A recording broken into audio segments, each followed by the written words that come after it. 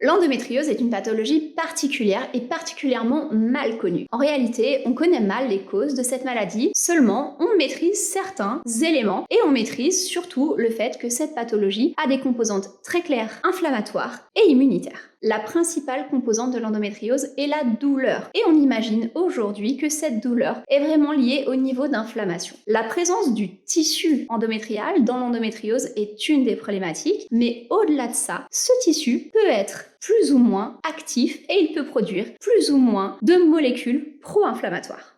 Ainsi, sur le plan de l'approche nutritionnelle ou micronutritionnelle de l'endométriose, l'objectif ne sera pas bien évidemment d'enlever la pathologie, puisque ça on ne sait absolument pas le faire, ni même sur le plan médical, la seule chose qui permet ça c'est la chirurgie, mais l'objectif sera de calmer l'activité inflammatoire et l'activité immunitaire de ce tissu. Pour cela, de nombreuses études ont montré des éléments clés, notamment l'utilisation de vitamines comme la vitamine D calmerait l'activité immunitaire de l'endométriose. Mais également, l'utilisation de vitamines du groupe B, notamment sous des formes méthylées, pourrait calmer les douleurs liées à l'endométriose. L'utilisation aussi d'oméga 3, notamment des oméga 3 spécifiques de régulation de l'inflammation comme le DHA, pourrait calmer le terrain inflammatoire de l'endométriose.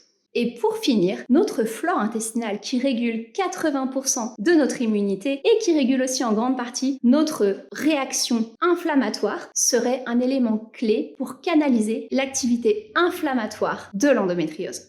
Ainsi, afin de mieux réguler une endométriose, notamment son activité et son impact surtout sur la fertilité, il serait idéal d'amener des ressources au niveau des vitamines, des minéraux, des oméga 3 spécifiques à la régulation de l'inflammation, mais aussi des ressources qui permettraient d'équilibrer une flore intestinale qui aurait du coup un impact sur l'inflammation et l'équilibre immunitaire.